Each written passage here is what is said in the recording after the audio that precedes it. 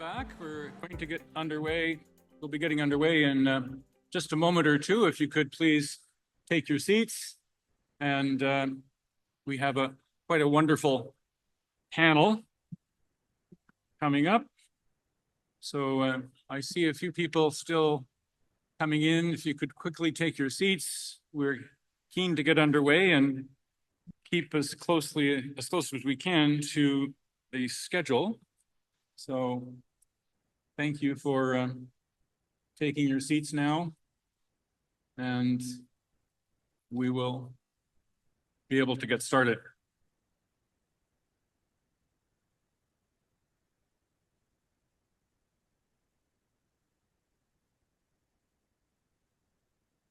So perhaps I'll just say a few words about what we're about to experience together. The image of an iceberg comes to mind for me when we think about large systems and what's visible and how much there is underneath that we can't see. We're going to be in the presence of 4 icebergs, people the depth of their work and thinking and years of commitment to social transformation is prodigious. And so 4 authors really. I'm going to turn this over to, I'll introduce Nate Hagens first. And Nate and I discussed a number of ways that we could structure the panel. And I'll just tell you who Nate is, first of all, in case you don't know. I'll just do a brief introduction here. He's the director of the Institute for the Study of Energy and Our Future, and host of the popular podcast platform, The Great Simplification, which is globally the number one podcast on earth sciences, part of the Apple, that whole universe. I have to say, I've been listening to it for years. I first came across Nate 20 years ago when he was the founder of the Post-Carbon Institute. Some of the most cogent and focused thinking about what we were heading towards and what we needed to do as a result. It helped me personally work with some colleagues on creating the Transition Accelerator, something that took Canada's industrial economy as a critical target for us to focus on and to come at in different ways. We heard from Bentley Allen from the Transition Accelerator yesterday, and Dan Wicklum, our founding executive director, was here on the geothermal panel.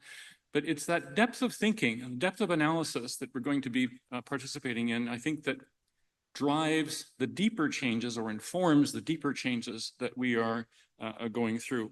So it's not just Nate. He's going to introduce a panel of 3 authors of recent books. But instead of having Nate talk about the work that he's doing in The Great Simplification, we've agreed that we should show you a video instead, an example from that platform that frames the topic of the superorganism, term that Nate coined to describe humanity's presence on this planet, and therefore some of the dimensions and dynamics that we have to take account of when we're talking about transformative change. Could I invite Nate and the panelists to come on stage if they haven't left the building? There we go. Okay. Vanessa, James, Adam, thank you. Please welcome the panel. Great.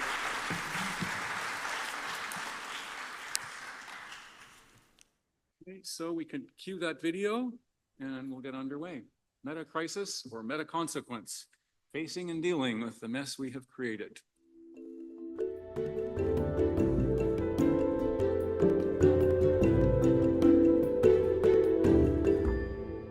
Modern civilization looks impressive and invincible. Markets grow, planes fly, artificial intelligence has arrived. But something doesn't feel right. Beneath the surface, more vital signs are flashing red. There are lots of people working on cures, but we are mostly prescribing fixes without first diagnosing the underlying condition. The patient is now the fully coupled system of the global human economy and Earth's biosphere. The symptoms we're seeing and feeling do make sense once we zoom out and see how the whole system fits together. Most people narrowly believe money powers the world, but it's really energy. Animals were the first investors, spending some calories to gain more.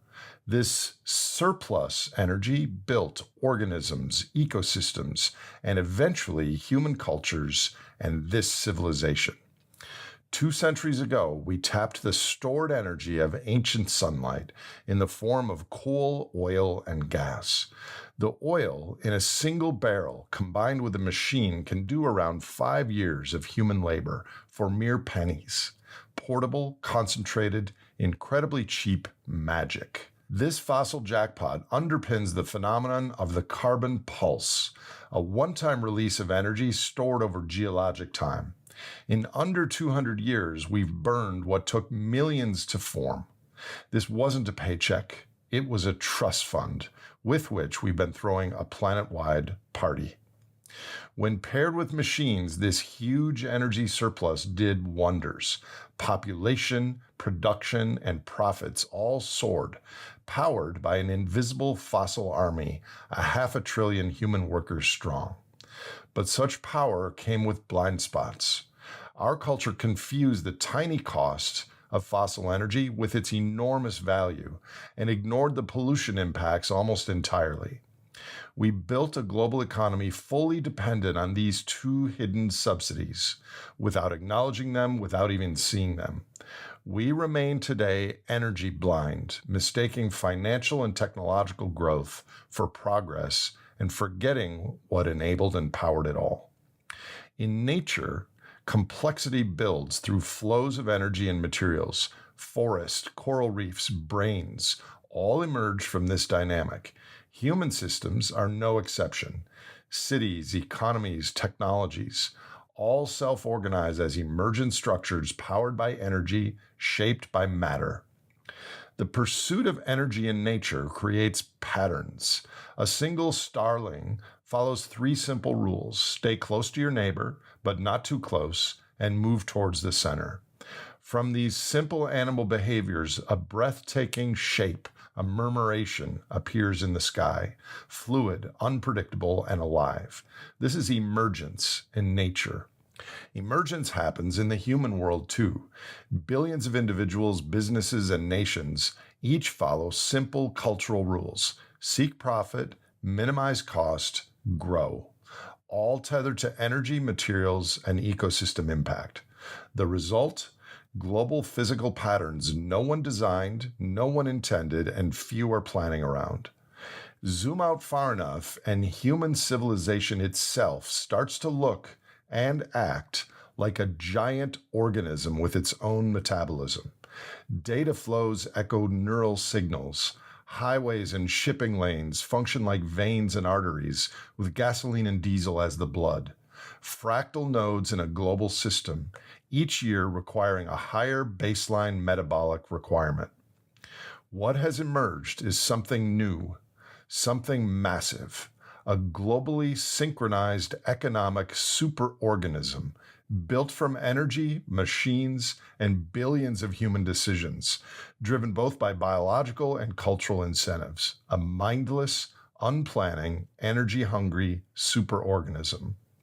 This superorganism isn't evil. It doesn't feel. It doesn't care about equity, ecology, or human well-being. It just optimizes for throughput, for scale, for more, even when more becomes the problem.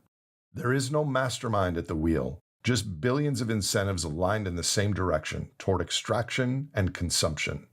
We've inadvertently built a system that rewards material expansion, not wisdom, and we've outsourced our decision-making to markets and algorithms. As a result, in the past 30 years, we have consumed more energy and materials than all humans before us combined. Our current culture feels like it will continue forever, but infinite growth on a finite planet is not possible. No energy surplus, no economy, and technology on its own won't save us because it runs on the same fuel and has the same master. The superorganism cannot see what's coming. It doesn't anticipate, it only reacts. And the signals it reacts to, profits, prices, ignore the deeper long-term risks. So far, our collective response to limits has been to go deeper into ecological and biophysical debt. Buy now, pay later at a planetary scale. The buy now, pay later is now in full effect.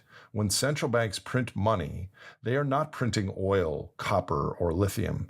They're printing claims on them. We can double the money supply, but the fossil fuels, the forest, the metals, the orangutans, they haven't changed.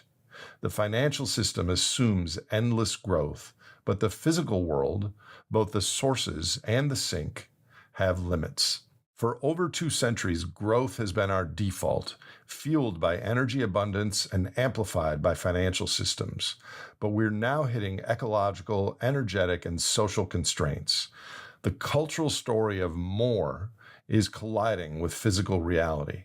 What if more money doesn't help, but just accelerates our transmutation of non-renewable wealth into temporary income? The upslope of the carbon pulse brought growth and complexity. On the downslope, the inverse will happen. Less energy, less complexity, less more. A great simplification is not a maybe, it's a when. The economic superorganism is not something humans planned for, nor wanted. It is an emergent phenomenon of large numbers of social primates interacting with large energy surplus without a map. Downstream of aggregate behavior, as individuals, humans continue to seek the emotional states that served our ancestors, but we now live in a world of scale, speed, and stimulation they never faced. We're a species far out of context. But we're not just individuals. We're deeply social animals. Our values and behaviors adapt to our cultural environment. And culture can change, sometimes slowly, sometimes quickly. It is in our wiring to shift, once the story shifts too. Here's the hopeful twist. The things that truly bring us joy and meaning are not tied to material consumption. Once our basic human needs are met, what fulfills us is ancient, connection, purpose, time in nature, being in service. Humans don't need endless growth to live rich, meaningful lives. So, what can we do as this superorganism reaches old age? Responses fall into 4 broad categories: policy, biophysical realism, planning for bending, not breaking in the Great Simplification; cultural, new stories, less hubris, more trust and social capital; community, mutual aid, local and regional food and supply chains, ecosystem repair; and personal, skills, mindset, connection, meaning. We can't easily steer or stop the economic superorganism, but we can seed what comes next. Each of us can be the mitochondria in the cells of a different social organism being born in the not-too-distant future, in communities, in bioregions, in gatherings across the world. It's already happening. The stakes have never been higher for humans and for the biosphere. Power scales up. Energy, money, control, hierarchy. Life scales deep, interconnection, regeneration, community. The future depends on which of these we feed. This isn't just a crisis. It is a rite of passage for Homo sapiens. The superorganism we are part of today is not our destiny as a species, but a fork in a long road. So start the conversation, build local resilience, consider being B+ in service of life. Join those shifting the story, participate in the coming great simplification. Thank you. Thank you. Good morning. We have about an hour left, and it's much better that we watch the video than had me go through 100 slides, believe me. We are going to hear from each of our 3 panelists, Adam Kahane, James Stouch, and Vanessa Andriotti, and probably then have a conversation with the 4 of us. And I think we'll start with Vanessa, and I'll briefly introduce each of them in turn. And at the end, we'll save around 15 minutes or so for questions from the audience, and we'll line up and maybe take a few from either side and see how the panel responds to those. So probably not needing much of an introduction here is my friend and colleague Vanessa Andreotti, who is a professor of education here, recently the Dean of Education.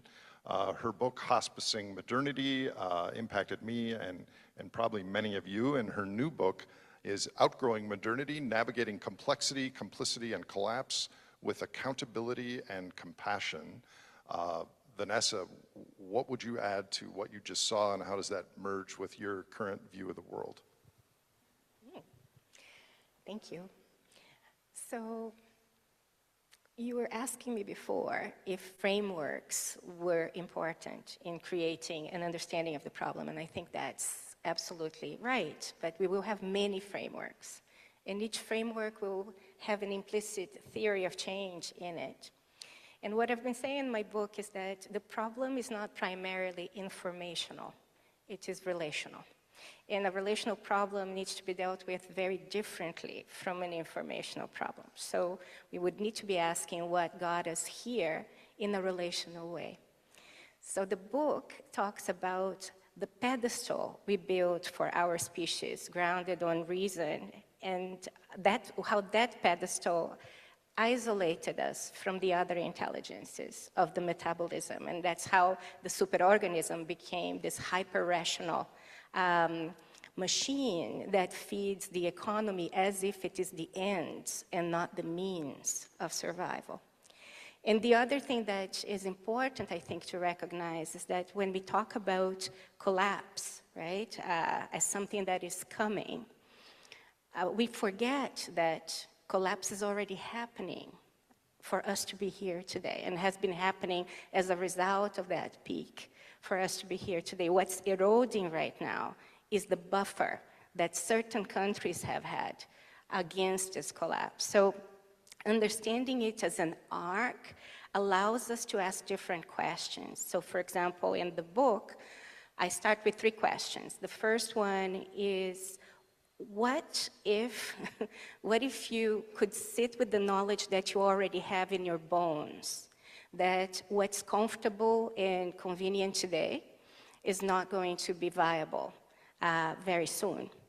And what if we could respond as a culture with emotional sobriety, relational maturity, intellectual discernment, and intergenerational and interspecies responsibility? And the third question is, what would people born today, 30 years from now, look back and say, what you did was helpful?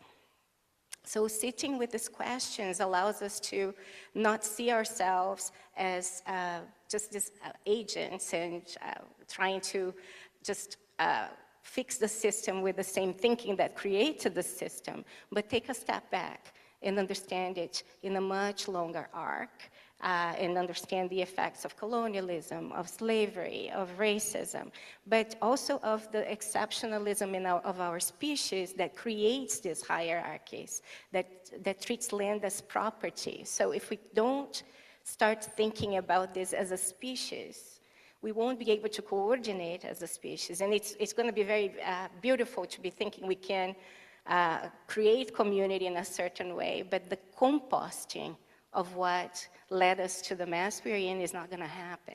So I think what I'm inviting us all to sit with is the need to compost the literal and metaphorical shit that we have created and contribute to before we can skip the shit into an ideal, right? The ideal, what comes next comes from the composting. It's not a projection from where we are now.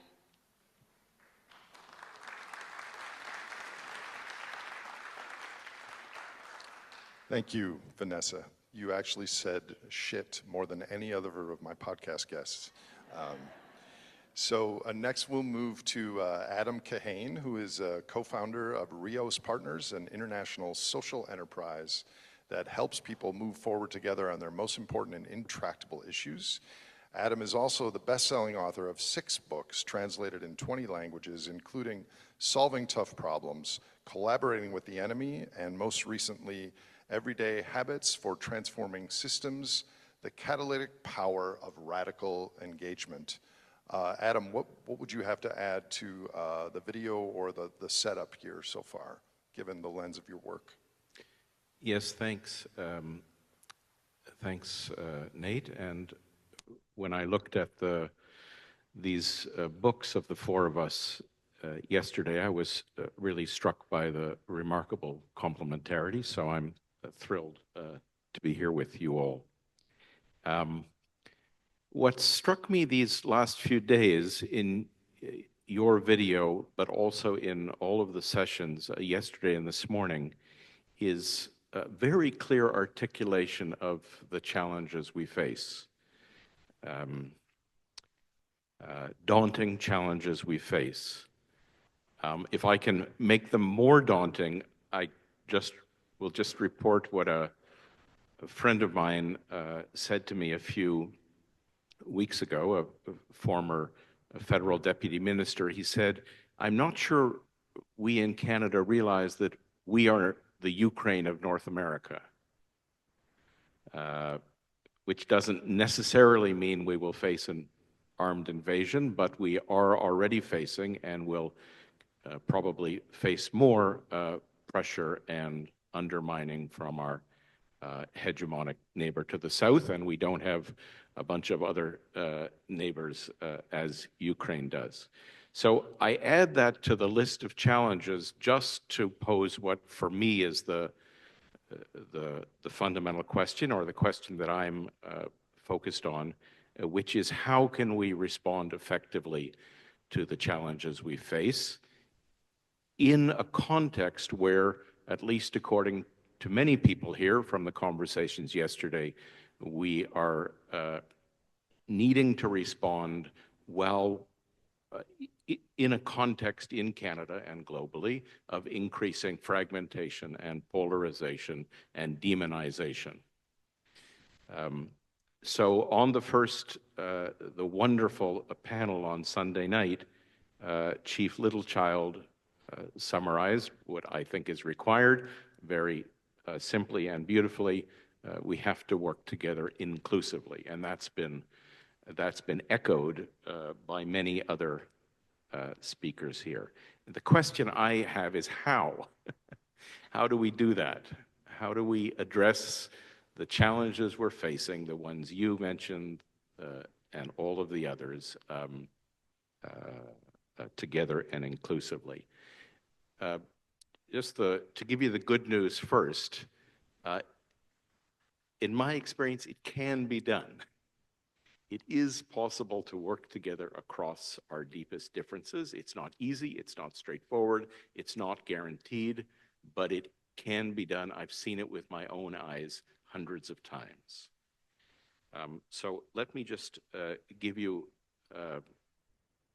just the basis on which I make this assertion, and then what I think is the essential principle required to do this.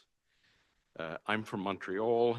I used to work in the corporate sector. In 1991, I went to South Africa and facilitated a series of workshops during the period of the transition from apartheid to democracy.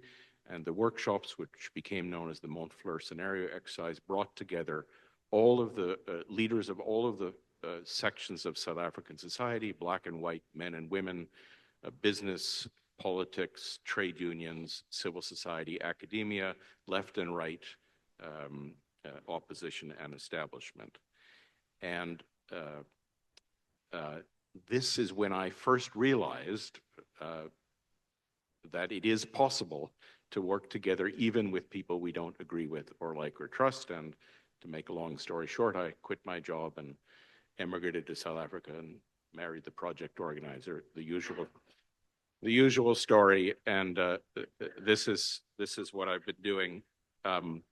This is what I've been doing for the 35 years since, in an organization called Rios Partners. There's 2 of my colleagues who live in Victoria, Brenna Atnikoff and Monica Pullman, that are here. and have done this over and over and over on sustainable food, fashion, mining, energy, climate, education, health, indigenous sovereignty, security, peace, throughout all of the Americas, Europe, Asia, the Middle East, and these 6 books about the how. So the point I'm trying to make is, sometimes these last few days, people have said, oh, we have to do this, we have to work together across difference, just seems so impossible, mysterious. I don't think it is at all. I think it's a well-established body of theory and practice. Now, the last thing I'll say in this introductory is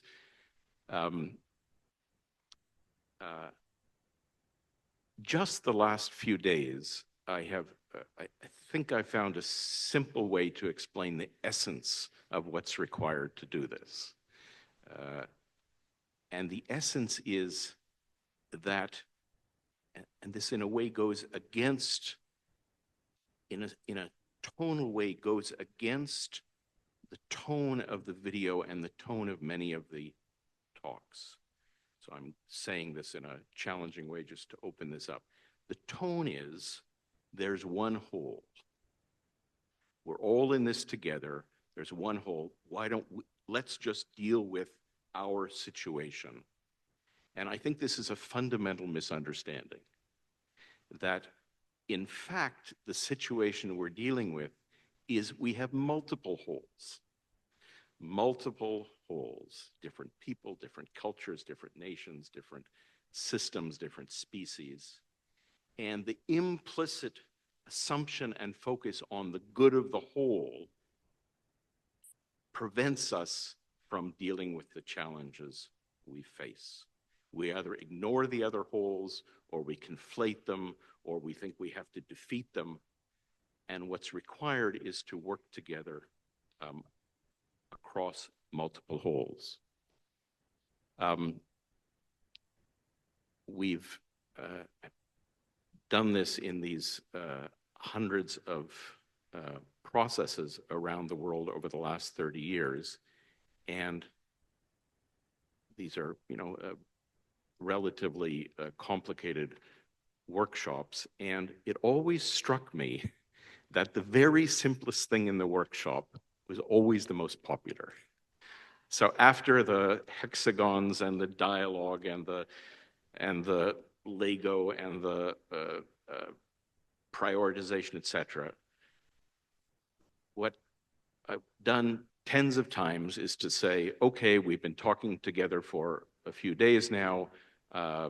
Let's take 45 minutes, go for a walk, look around the room, find the person in the room who's most different from you, who you never imagined you could talk to, and just go for a walk with them. And people always say, now that was useful. Could we have more of that?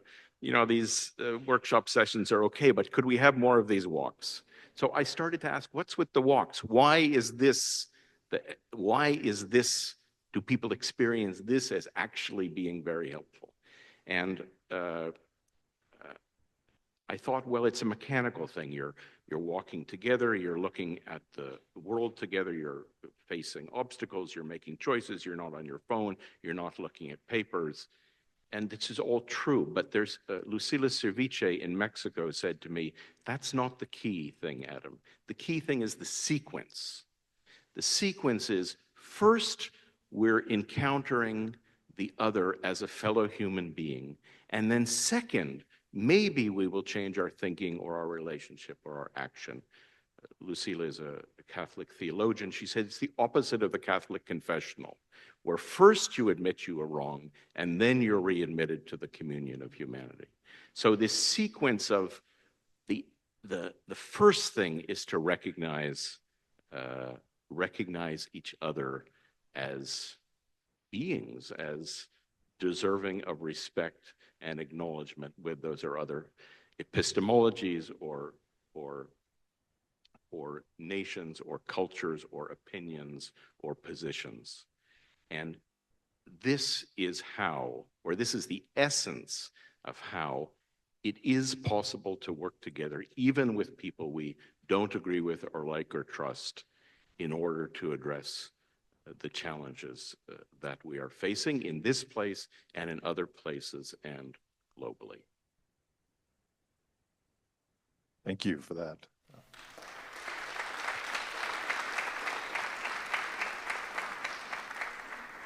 I have a follow-up question on the multiple holes, but let's first hear from James Stotch, who is a social innovation and systems sense maker and educator. He serves as complex systems strategist at ATCO, as a visiting scholar and lead author of The 55 Minutes, an atlas to navigate problems, reveal systems, and as ask beautiful questions in a radically shifting world.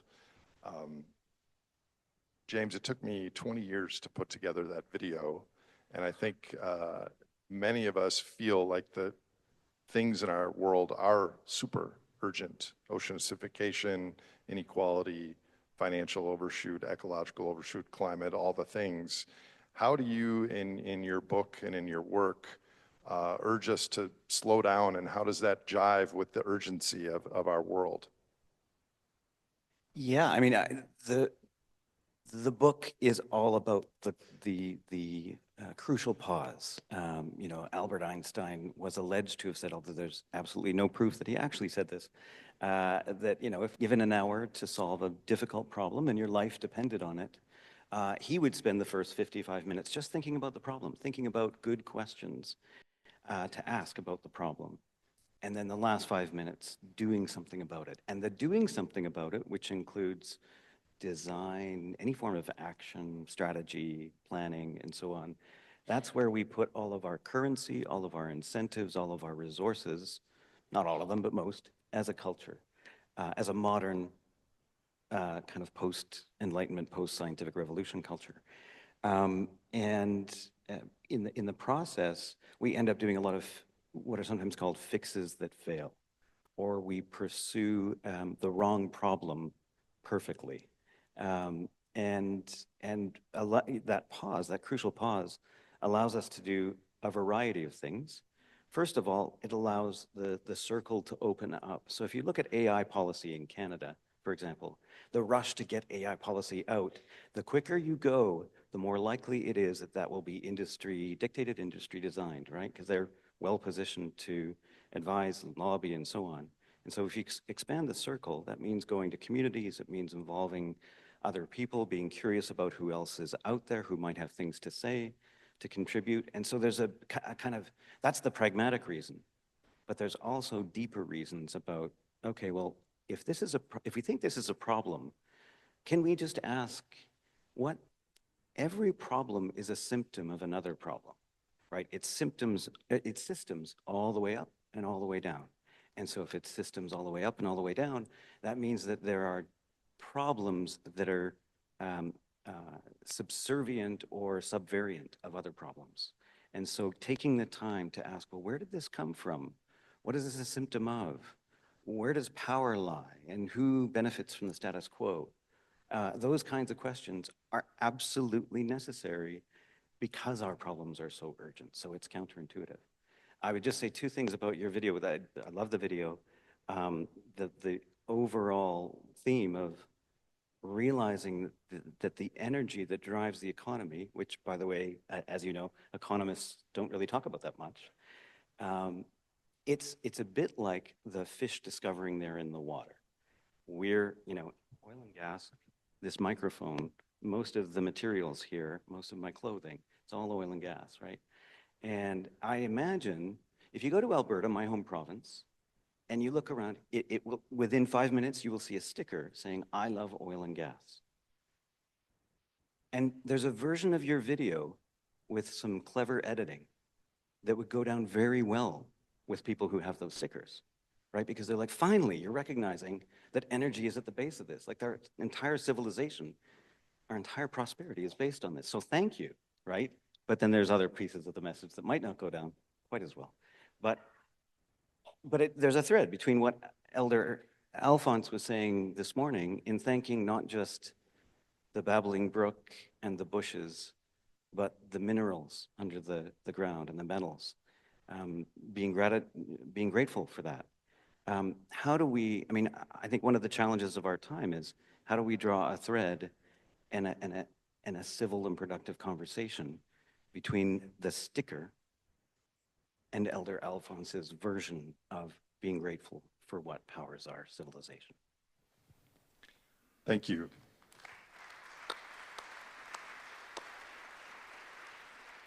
So I have not read your book. I just got it, but I'm very familiar with if you have an hour, spend 55 minutes, the problem, and 5 minutes on solutions.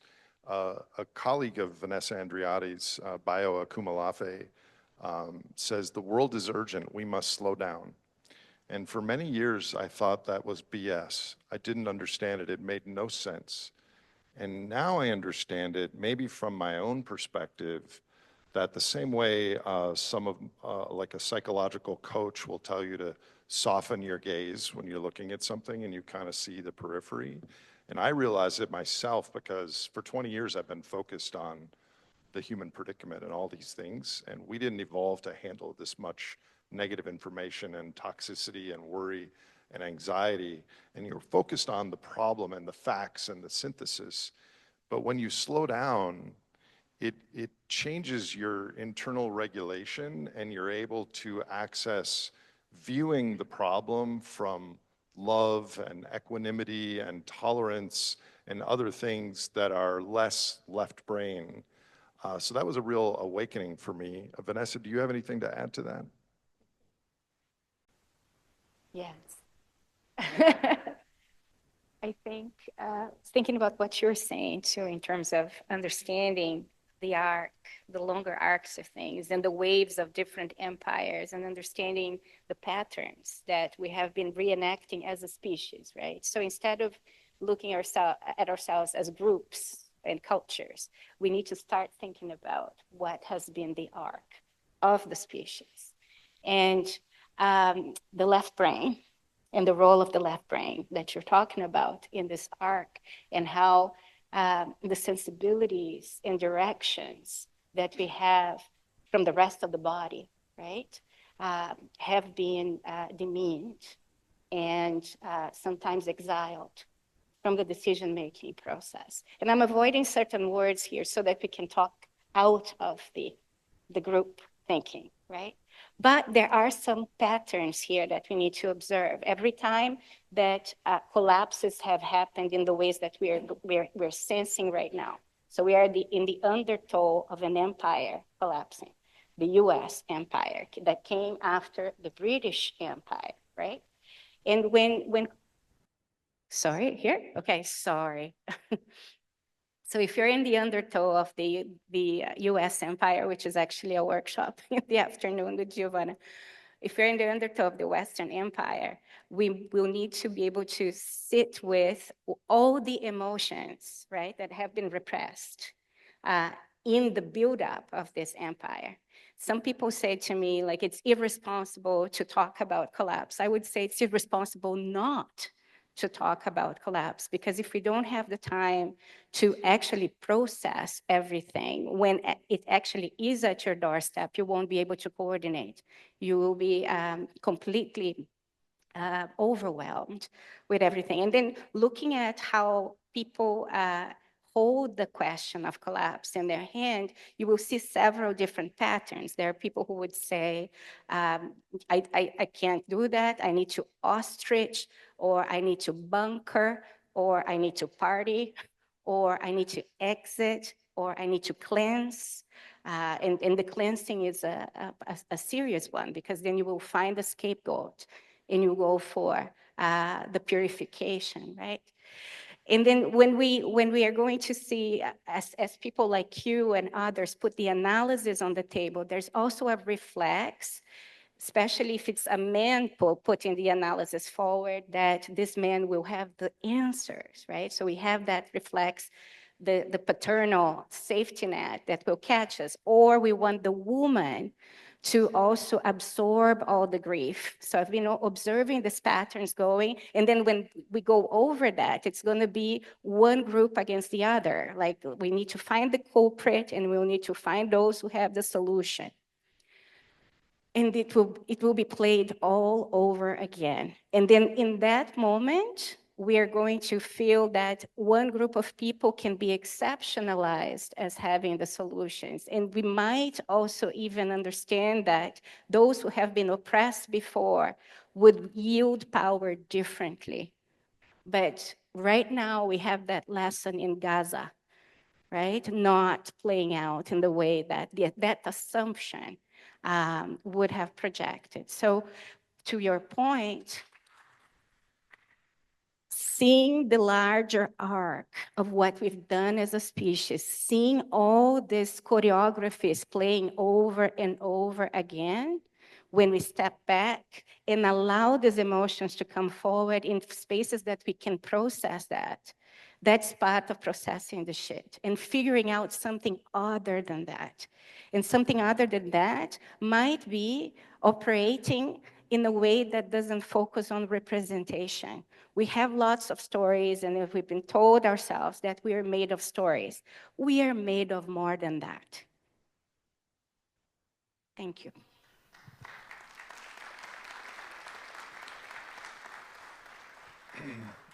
A couple of personal responses to that. On your last point, I have spent 20 years putting together this synthesis, and when someone sees a problem as you were just saying, especially if they're a man, there's this natural assumption that they have the answers, and I don't have the answers. I think humans are probably going to have to use less on average of material throughput.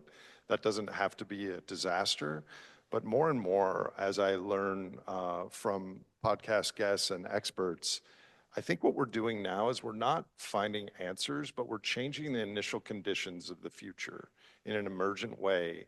And these gatherings and the conversations that ensue, we're planting seeds of then changing the moment of 3 years from now, then something else changes, and then that's changing the moment of the things that are possible 10 years from now. And I'm far less interested in solutions, because linear solutions are kind of what got into this.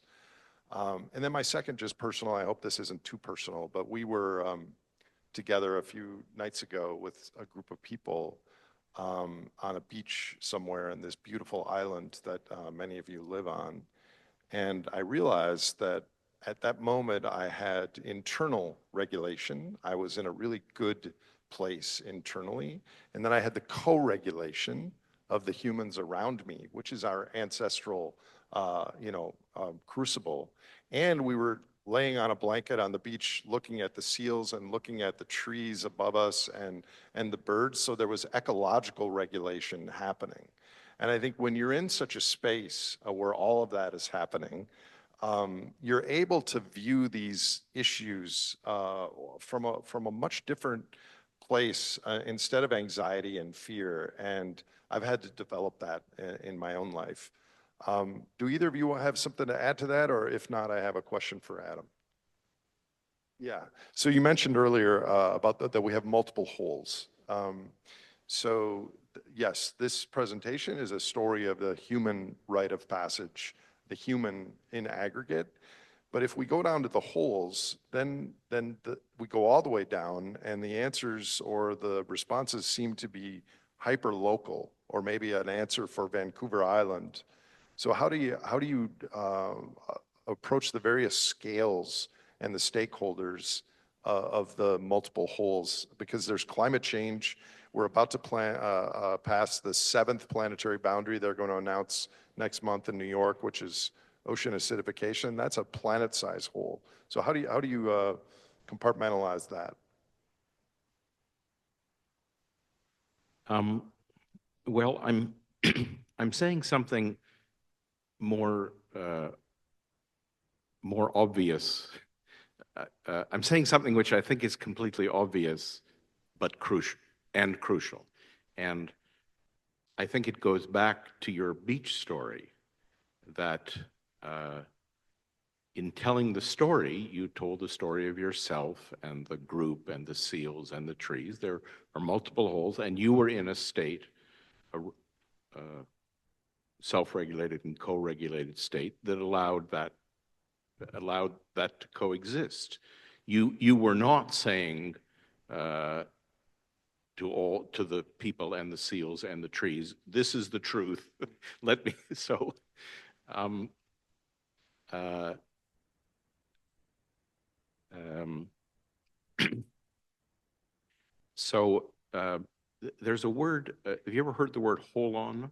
Holon? It's bizarrely enough not a well-known word. It was used by Arthur Kessler to refer to the phenomena that there are holes that are part of larger holes. And he said that all of biology was structured in that way. It's similar to a superorganism. I guess so. So what I find problematic, and I made this reference to your video just because it was the shared experience in the room, is this tendency to say we have to focus on the good of the whole. There isn't such thing as the whole, except in some cosmic sense.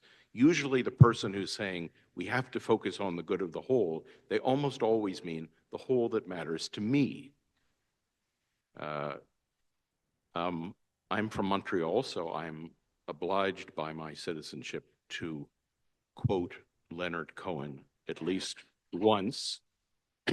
And he said very beautifully, although all may be one in the higher I, down here where we live it is too. So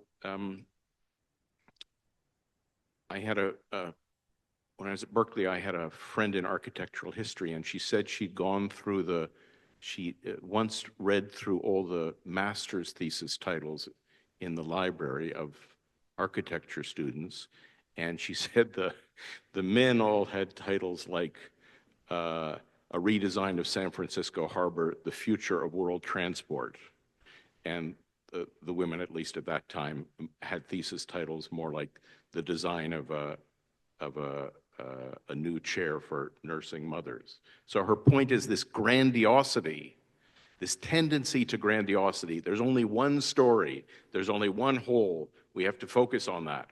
And all I'm saying, and I think it's obvious and important, is that let's acknowledge the multiple wholes, because what's the alternative? And this is the final, but I think the crucial point.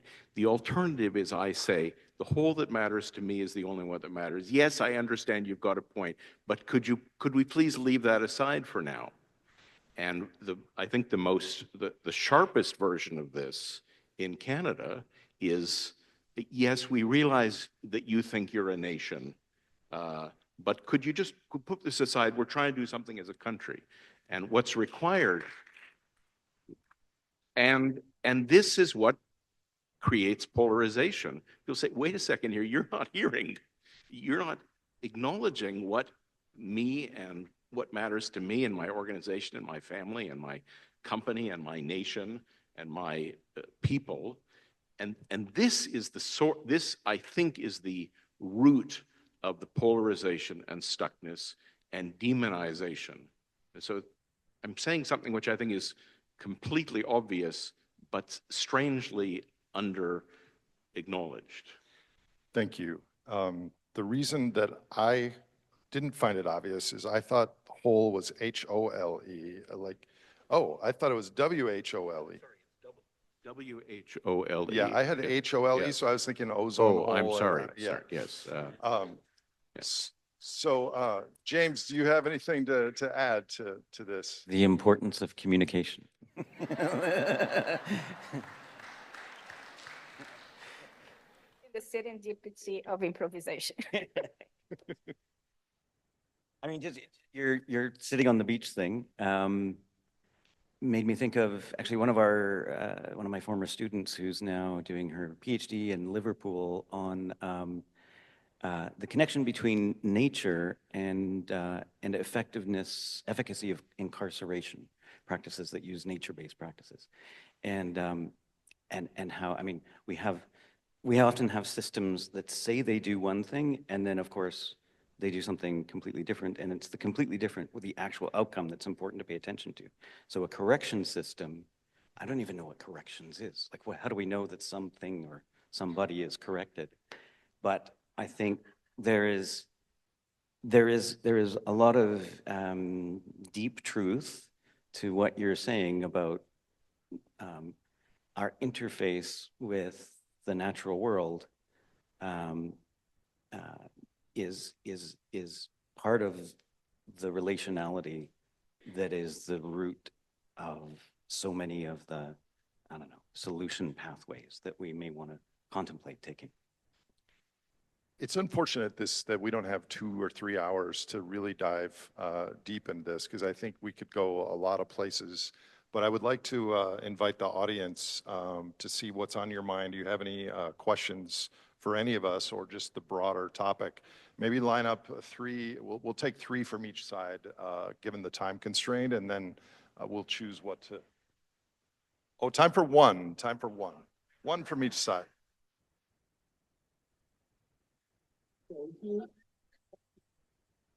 Pressure's on. Thank you so much for the enriching conversation exchange. My name is Vinod, and I'm with the Future of Good. Nate, love the podcast. Thank you so much. It's a question for James, but would love for Vanessa and others to weigh in as well. I've been reflecting on the dynamics and interplay between innovation and justice in complex transitions, and reflecting on questions like, what happens when innovation outpaces justice? So much of today's social justice work is fixing negative externalities from the past that fast-paced innovations and transitions have left behind. And this includes everything from, burning coal to stimulating social media. An inspiring future requires us to imagine and innovate. So how can we apply the principles of innovation and the principles of justice in parallel to complex transitions? Yeah. Vinod, yeah, you've actually zeroed right in on the kind of two hydra aspect of so many post-secondary institutions, where there's, and especially business schools, where on the one hand, there's an emphasis and almost fetishism of rapid prototyping, rapid iteration, solutionism, hackathons, social venture pitch competitions, that whole thing. That's what actually led us down this path that eventually ended up in the 55 minutes, was this notion, and Nate, you mentioned that we are living out of context. So much of this form of education is completely divorced from context. Yet, on the other side of the academy, there are the people who, won't go near a business school or see it with kind of an irredeemable taint, and make all kinds of assumptions about what goes on inside a business school that occasionally might be correct, but usually is not. How do we get those people in the same kind of conversation space? It's not likely to happen inside the academy. And this is where maybe I should give a shout out to ATCO. ATCO provided all the books to speakers and has paid for the production of this book. And they are not an oil and gas company, but they are a gas transmission company, among many other, like to retail, to customers, among many other business interests. And they came at this from the perspective of systems are what's missing from innovation, systems thinking. And so they started from this perspective of, well, we're throwing spaghetti at a wall, listening to these pitches from these entrepreneurs, not convinced at all that they have a handle on the actual problem. And so they came at it from a commercial standpoint, utterly. But what they've done is they've created a container called the Banff Systems Summit in partnership with MRU. And that has brought together people from multiple sectors in a conversation, not around sustainability or regenerative economics, as interesting and as worthwhile as those conversations are, but around systems, which is kind of neutral territory, right? Oh, everyone finds a way into systems.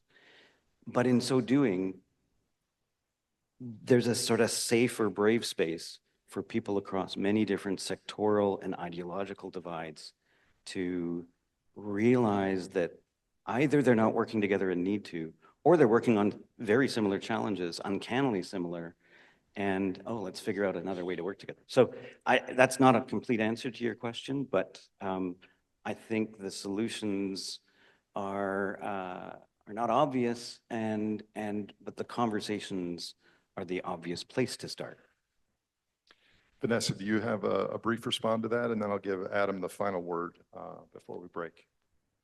Quick one is that the answers to these questions depend on the context, right? So I would argue that it depends on the answer to the question of when are we?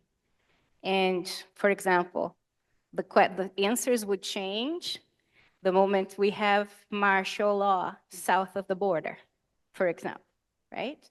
So understanding that what we're living right now is really dependent on an arc of things, on a wave of things. So bringing the question of justice with the question of innovation as we stare at the possibility of our own extinction as humanity is very different from when you think about it still in that trajectory of economic growth in a finite planet is possible, right? So I would say trying to understand these questions and hold these questions at these different moments of the wave is extremely important right now.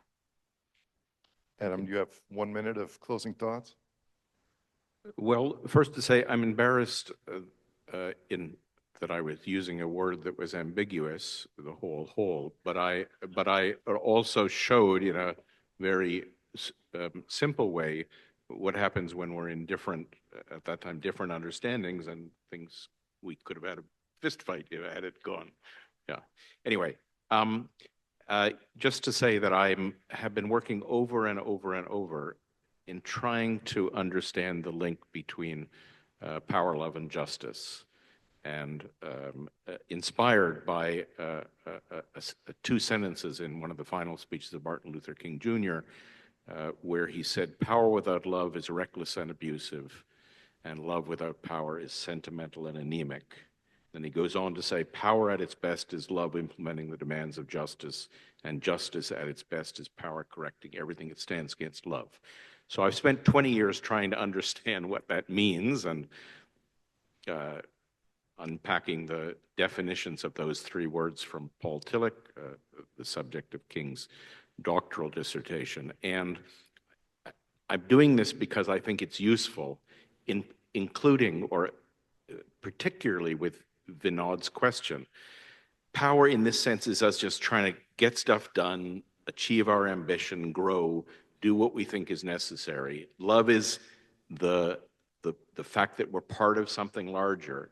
And justice, in the sense Tillich makes it, or defines it, is the quality of the relationships amongst us, the quality and nature of the relationships amongst the different wholes, WHOLES.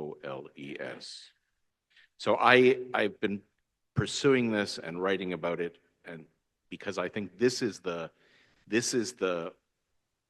basic mathematics of working together across our scales and differences.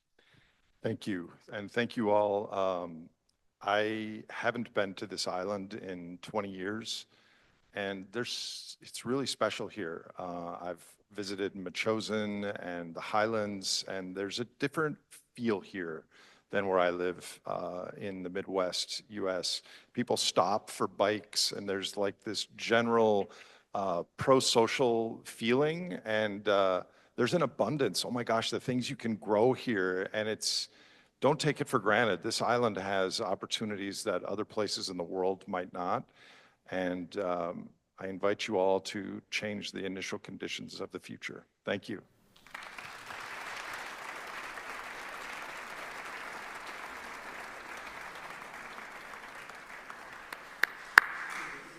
Thank you so very much, Nate, Adam, James, Vanessa. And your books have been flashing up there intermittently. James, thank you, and ATCO for making all books available to all of our speakers. The other books you can order through the QR code out at the registration. And please don't forget to look up and start dialing into the Great Simplification. It is an extraordinary experience to follow Nate's thinking and the people he interviews, his own reflections.